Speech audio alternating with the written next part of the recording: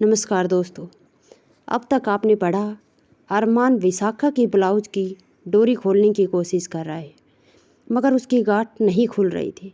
उधर अरमान के घर से आए हुए कपड़े देने के लिए मधु भाभी उनके रूम में जाती है। अब आगे मधु जब कपड़े देने के लिए रूम के पास पहुंचती है तो देखती है दरवाज़ा खुला है, तो वह बिना नॉक किए अंदर चली जाती है। जब अंदर जाती है तो देखती है अरमान, जो कि केवल टॉवल में था, विशाखा की पीठ पर झुका हुआ है। वो एकदम से घबराकर सॉरी कहकर बाहर चली जाती है। सॉरी कहने के बाद जब भाभी वापस चली जाती है तो विशाखा कहती है, लो हो गया स्याप्पा, अब भाभी क्या सोचेगी हमारे बारे में। वह एकदम से भाभी के पीछे जाने लगती है तो अरमान उसकी बाजू पकड़ लेता है। ऐसी क्यों घबरा रही हो विशाखा? हम दोनों हस्बैंड वाइफ हैं, चाहे जैसे भी खड़े हों, भाभी को कोई प्रॉब्लम नहीं। अगर तुम जाकर सफाई दोगी तो उससे प्रॉब्लम होगी। प्लीज़ समझो। डोरी खोलकर अरमान कपड़े चेंज करने चला जाता है। जब तक अरमान तैयार हो रहा है, विशाखा भी नहाकर एक सिंपल सलवार सूट पहनकर बाहर आ जाती है। जब वह दोनों बाहर जाने लगते हैं तो विशाखा रुक जाती है, तो अरमान कहता है, चलो विशाखा कमरे से बाहर चलते हैं। विशाखा को परेशान देखकर अरमान पूछता है, क्या बात है, तुम ऐसे परेशान क्यों दिख रही हो? तो विशाखा कहती है, मुझे भाभी के सामने जाने में शर्म आ रही है। तो अरमान उसे छेड़ता है, मेरी शादी एक छोटी बच्ची से करा गई है। विशाखा उस पर गुस्सा हो जाती है, मैं छोटी बच्ची नहीं हूँ। तो अरमान हंसता है और कहता है, चलो चले विशाखा। अरमान नीचे आकर सभी से मिलता है और फिर कहता है कि मैं जा रहा हूँ, मेरे ऑफिस में ज़रूरी मीटिंग है। तो विशाखा की मॉम उसे कहती है कि जाओ विशाखा, अरमान को गेट तक छोड़ दो। जब विशाखा अरमान को गेट पर छोड़ने आती है तो अरमान विशाखा से कहता है, मैं तुझे शाम को हॉस्पिटल जाते हुए ले लूँगा। तो विशाखा कहती है, मैं आपको फ़ोन करके बता दूँगी मेरा कब जाने का प्रोग्राम है। मैं शायद पहले चली जाऊँगी हॉस्पिटल। मेरे पास तुम्हारा फ़ोन नंबर ही नहीं है, मगर मेरे पास है। विशाखा बोली, ठीक है विशाखा, ऐसा करो, तुम मेरे फ़ोन पर अपने फ़ोन से एक रिंग कर दो, मुझे तुम्हारा नंबर आ जाएगा। वहीं खड़े खड़े जब विशाखा रिंग करने के लिए फ़ोन से कॉन्टैक्ट लिस्ट निकालने लगती है तो वह रुक जाती है, नहीं आप जाइए, मैं आपको फिर रिंग कर दूँगी। क्यों, क्या हुआ? अरमान विशाखा के हाथ से फ़ोन पकड़कर अपना नंबर डायल करने लगता है तो खड़ूस बॉस के नाम से उसका सेव किया हुआ था नंबर स्क्रीन के ऊपर शो होने लगता है। विशाखा अपनी जीभ काट लेती है। अरमान ज़ोर ज़ोर से हंसने लगता है, अच्छा तो इसलिए बाद में रिंग करने की बात कह रही थी। कोई बात नहीं, खड़ूस बॉस कहो चाहे कुछ और कहो, हम जैसे भी हैं अब तो आपके ही हैं, कहकर अरमान मुस्कुराने लगा। विशाखा नीचे देखने लगी, वह ऐसी सिचुएशन के लिए तैयार नहीं थी। यह सब अचानक हो गया, उससे कुछ कहते नहीं बना।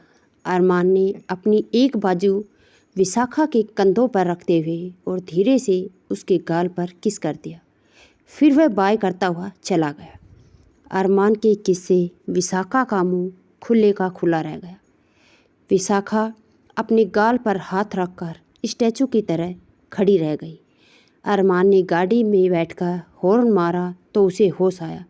जब विशाखा ने उसकी तरफ देखा तो अरमान आई ब्लैंक करते हुए चला गया। विशाखा के पेट में तितलियों सी उड़ने लगी।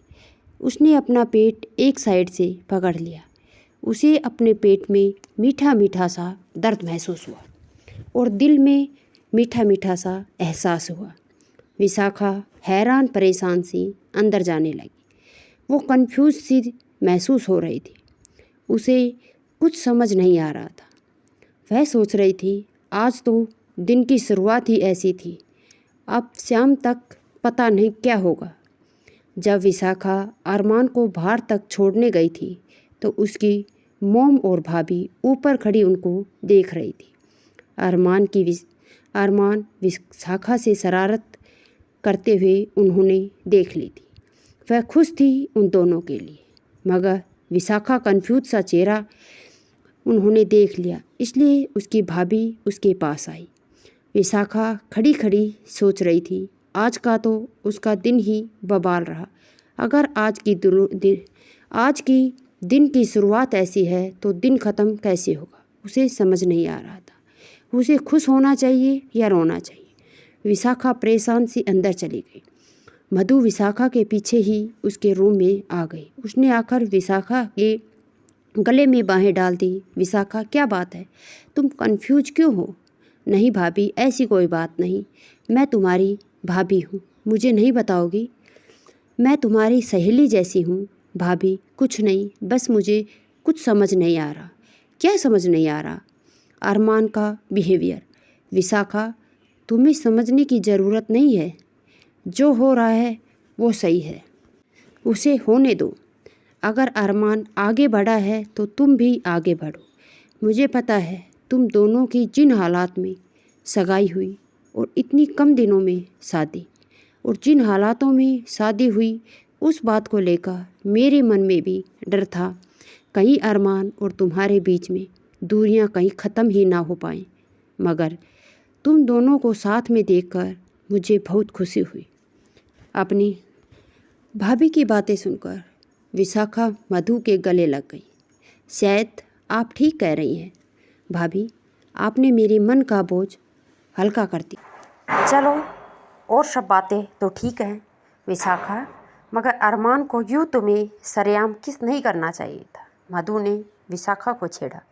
भाभी, आप भी ना, आप जाइए कमरे से, मुझे रेस्ट करना है।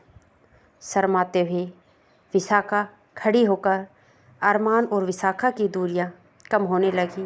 अरमान अब आगे बढ़ने को तैयार है, जो विशाखा की तरफ धीरे धीरे बढ़ रहा है, मगर विशाखा अभी थोड़ी कंफ्यूज है। आप दोनों को घर तक छोड़ने के बाद विशाखा थोड़ी देर रेस्ट करने लगती है। लेटे लेटे अपने और अरमान के बारे में सोचने लगती है। फिर वह सिर झटकर खड़ी हो जाती है। अब जो होगा देखा जाएगा। भाभी ने सही कहा, जो हो रहा है उसे होने दो। तभी उसे नेहा का फ़ोन आ जाता है। नेहा उसे कहती है कि वह दोपहर को साथ में हॉस्पिटल ले जाएगी। विशाखा भी हाँ बोल देती है। वह दोपहर के खाने के बाद नेहा के साथ हॉस्पिटल आ जाती है, मगर वो आते आते घर से एक ब्लैंकेट और उठा लाती है। उसे याद आ जाता है कि रात अरमान और विशाखा एक ही कंबल में, और आज वह इस सिचुएशन का सामना दादी माँ के सामने नहीं करना चाहती थी। दोपहर के बाद अरमान का फ़ोन विशाखा को आता है। विशाखा, मैं तुम्हें 1 घंटे में लेने आ रहा हूँ, तुम तैयार हो जाना। नहीं, मैं तो पहले ही दीदी के साथ हॉस्पिटल आ गई। ठीक है, मैं घर से चेंज करके फिर आऊँगा, कहकर अरमान फ़ोन काट देता है। घर पहुंचकर अरमान विशाखा को फिर फ़ोन करता है। विशाखा, मैं घर से आ रहा हूँ, तुम्हें कुछ चाहिए हो तो बता देना। विशाखा मना कर देती है। अरमान चेंज करके हॉस्पिटल आ जाता है। शाम को बहुत देर तक नेहा भी उनके साथ बैठी रहती है। अरमान लैपटॉप पर अपना काम करता रहता है। नेहा और विशाखा एक दूसरे से बातें करती रहती हैं। फिर शाम को नेहा को लेने के लिए नेहा का पति आ जाता है। वह भी 1-1.5 घंटे वहीं बैठा रहता है। वह तीनों के लिए खाना लेकर आता है। नेहा खाना खिलाकर घर जाने की तैयारी कर लेती है। दोस्तों, ये पार्ट आज यहीं ख़त्म करते हैं। वीडियो पसंद आए तो लाइक शेयर कर देना। चैनल पर नए हो तो चैनल को सब्सक्राइब ज़रूर कर लेना। धन्यवाद दोस्तों।